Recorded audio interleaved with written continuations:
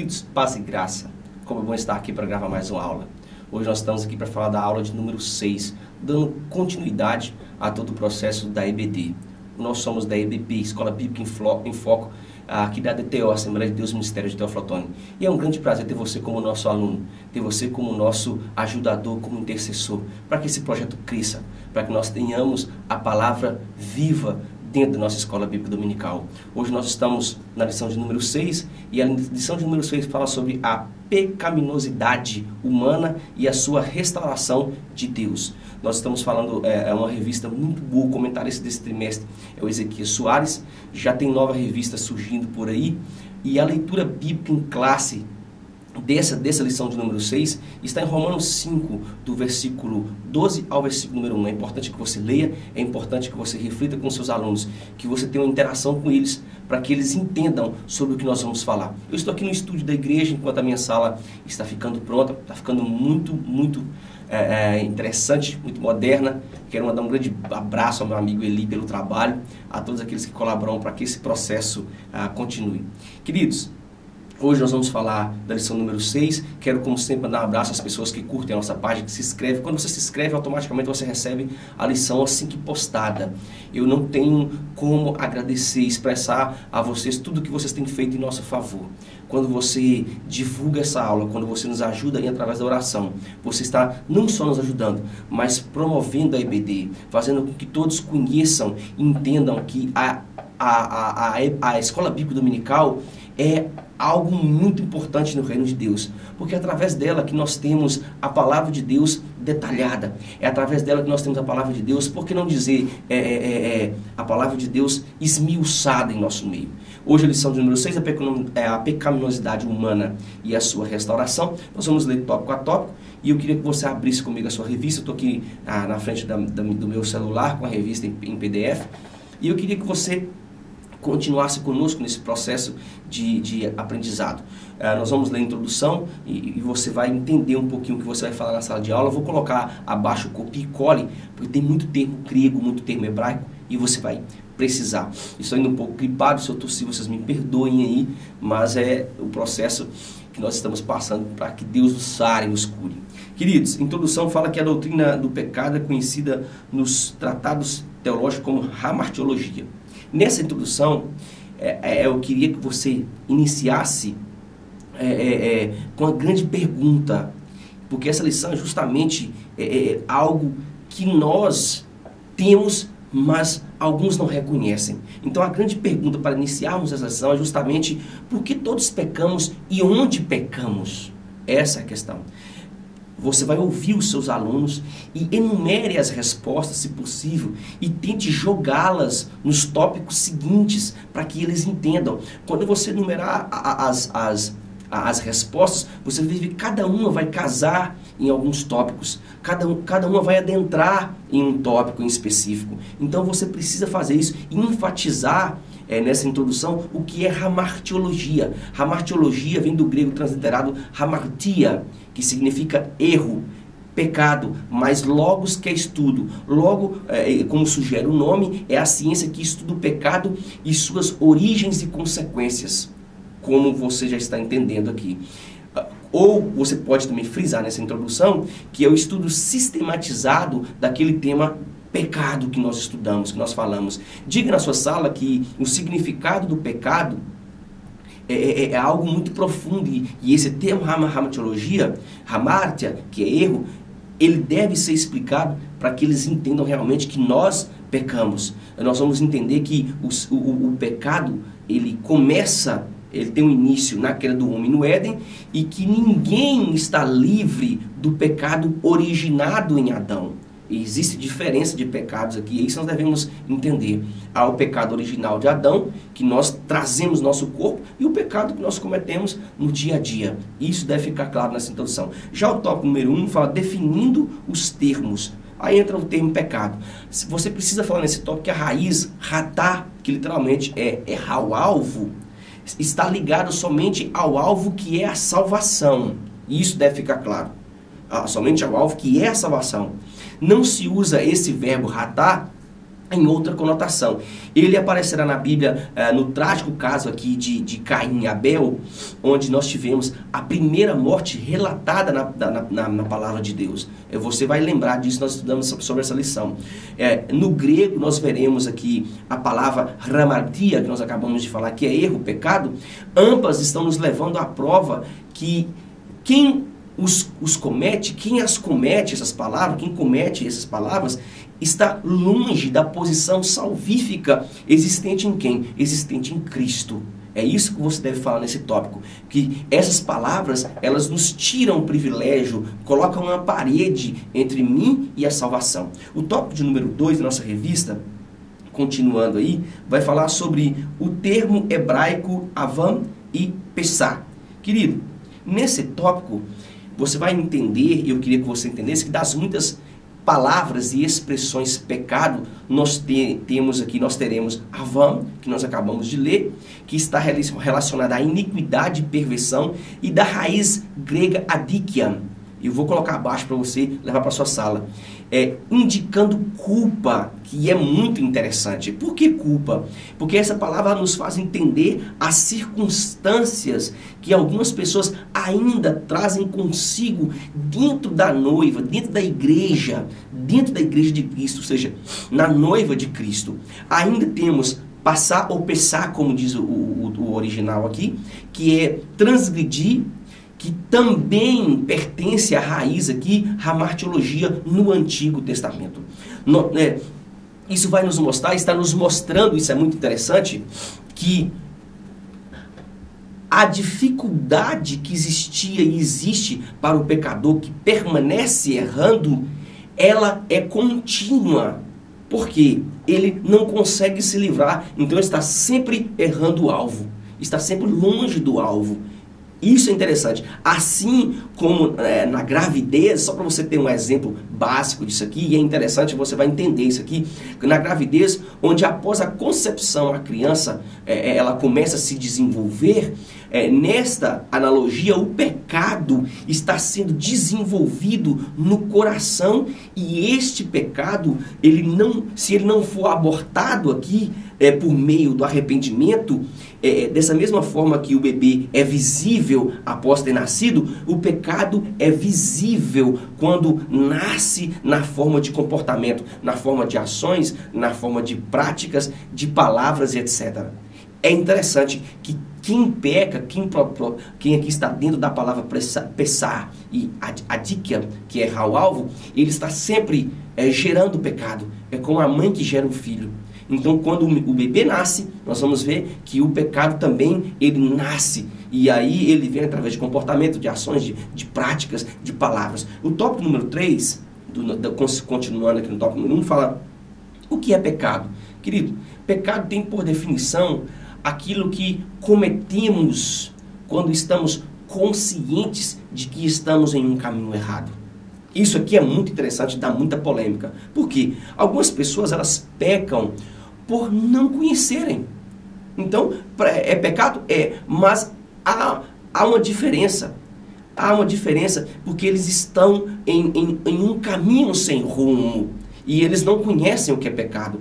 Paulo nos afirma que a lei, ou seja, a Torá, é um aio. O que é um aio? Aio aqui vai entrar como tutor. É interessante que o tutor é o que nos corrigiu no Antigo Testamento, corrigiu a todos no Antigo Testamento e continua corrigindo até a vinda de quem? Até a vinda do Messias. E ainda permanece corrigindo. É um aio, é um tutor. Mas após isso, nós não estamos mais sobre o controle da lei. Isso deve ser falado. Ah, pastor, você está ficando louco? Não, querido. É isso que nós devemos entender, que nós somos a geração chamada geração da graça. E o que é graça? Favor imerecido. Há um texto muito bom, Gálatas 3, o versículo 24 e 25, deixa eu acessar minha Bíblia aqui, que diz assim, ó, desse modo, a lei se tornou nosso tutor a fim de nos conduzir a Cristo, para que por intermédio da fé fôssemos justificados. 24, agora o 25 ele diz, agora, no entanto, olha que interessante, no entanto, havendo chegado a fé, já não estamos mais sujeitos a esse tutor. Então, eu não estou sujeito ao cerimonialismo da lei, mas a lei continua sendo um aio para que eu enxergue o meu pecado. E através da fé em Jesus Cristo, que a própria lei já apontava que ele viria como libertador, eu entro num estado chamado graça e eu participar da graça. Há um problema muito grande nisso, que as pessoas estão transformando a graça em desgraça. E é um assunto muito polêmico que nós devemos tratar, ok? O tópico de número 2 da nossa revista, ele vai tratar o tema a origem do pecado. Nesse tópico, eu queria que você entendesse que o que nós precisamos entender nesse tópico número 2, é que a origem do pecado começou no céu com Lúcifer. E isso ninguém pode negar. Começou com Lúcifer e parte dos anjos que lhe era subordinado. Porque Lúcifer tinha parte dos anjos sob seu controle. Entra aqui em questão que Lúcifer é um instrumento. Ele era um instrumento naquele momento. Ele era a ferramenta de Deus para regir o coral. É interessante que o instrumento de Deus agora, ele é agora um instrumento, uma ferramenta para que o pecado viesse à tona. Grande parte do que nós estamos vivendo hoje, de pecado explícito, e isso é interessante, são de homens que já foram ferramentas de Deus e hoje se tornaram ferramentas do inimigo. Nós teremos então aqui o verbo Gaam no original. Gaam significa literalmente ficar alto, tornar-se elevado. Olha que interessante, é a raiz. Esse verbo é a raiz de inúmeras palavras hebraicas que transmite a ideia de orgulho, de soberba. Podemos então entender que o Rabi Salomão, ou seja, o mestre Salomão, ao dizer que da soberba procede a ruína e o orgulho a queda, mais vale ser modesto, como diz Salomão, com os humildes, do que repartir os despojos com os soberbos. Onde eu acho isso? Provérbios 16, 18 e 19. Nós precisamos aprender essa palavra, porque se Lúcifer queria subir tão alto como Deus, se ele queria ficar tão alto como Deus, ele deixou o seu coração ser dominado pela soberba. Ele deixou o seu coração ser dominado aqui pelo pecado de querer ser alto, da altivez. É isso que nós precisamos entender aqui nesse verbo. O tópico número 2, do item 2, fala assim, o pecado no Éden. Nesse tópico número 2, você vai falar que a ruptura do Éden é a mesma ruptura que vivenciamos em nossos dias. E como é a mesma ruptura, querido?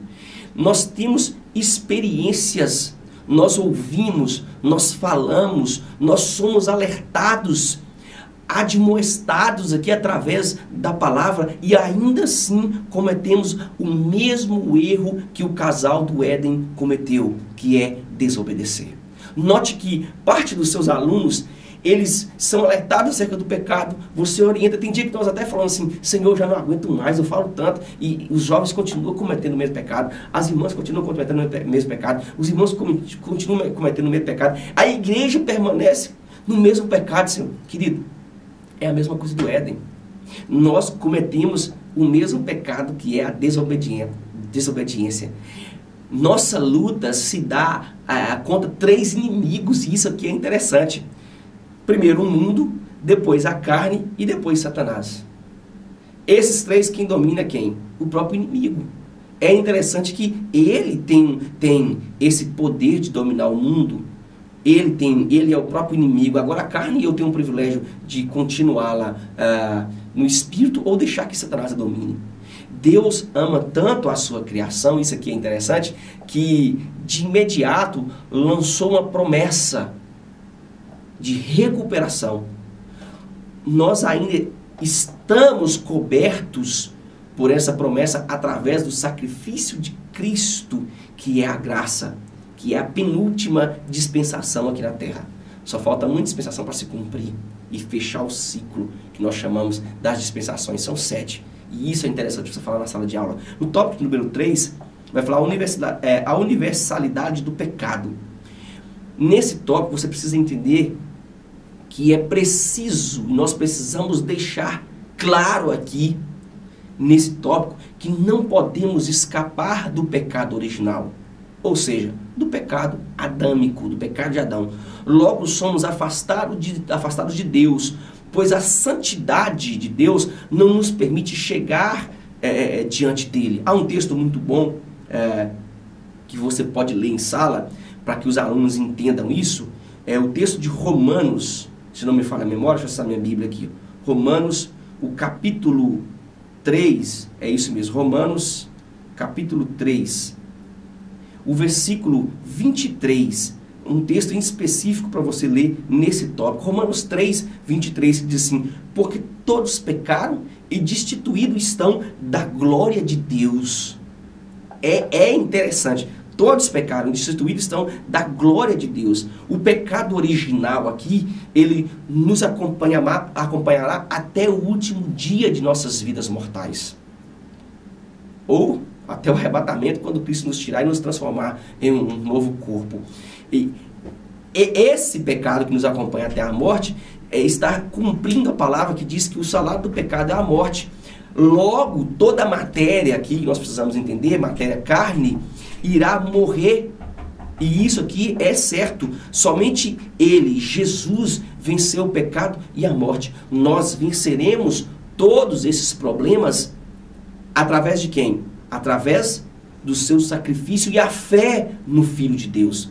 Quando nós vencermos, quando nós alcançarmos o estado de glória em Jesus, quando a igreja for arrebatada, nós entenderemos que nós agora seremos livres de todos esses problemas, livres do pecado. O tópico de número 3 da nossa revista, continuando aqui, ele vai falar sobre a solução para o pecado. Querido, a graça é a maior manifestação do amor de Deus para nós, gentis.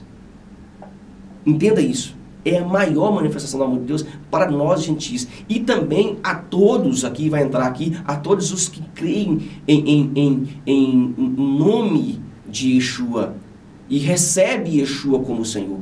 Enquanto o pecado nos coloca em separação com o nosso Criador, tanto fisicamente como tanto aqui espiritualmente como carnalmente, a graça nos aproxima de Deus. E por que a graça nos aproxima de Deus? Porque ela nos aproxima de Adonai através de Cristo. E isso aqui é interessante. É um texto muito bom que eu quero ler para vocês aqui. A graça, ela nos une através de Cristo, que é a presença santificadora, a união entre cabeça e pés do Calvário, mãos ligando homens, gentios e judeus. Essa presença aqui, ela será o estado de santificação através de quem? Do Espírito Santo, que é o tópico que nós estudamos na lição passada. Onde há um texto sobre isso? Efésios 2, o capítulo 8, versículo 8, capítulo 2, versículo de 8 a 11, que diz: porquanto pela graça sois salvos por meio da fé.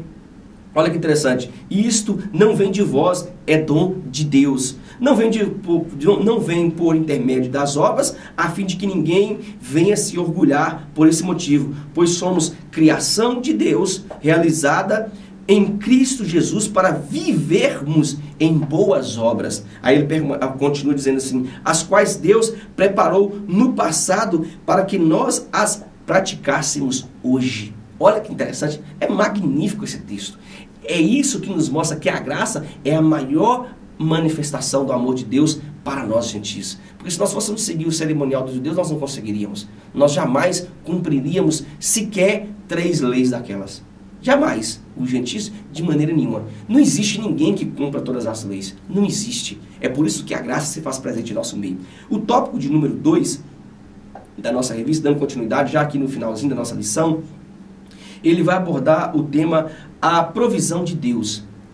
Nesse tópico você vai falar que é preciso entender o termo bode expiatório. Por que isso? Há uma confusão no nosso meio sobre bode expiatório, querido. O que é bode expiatório?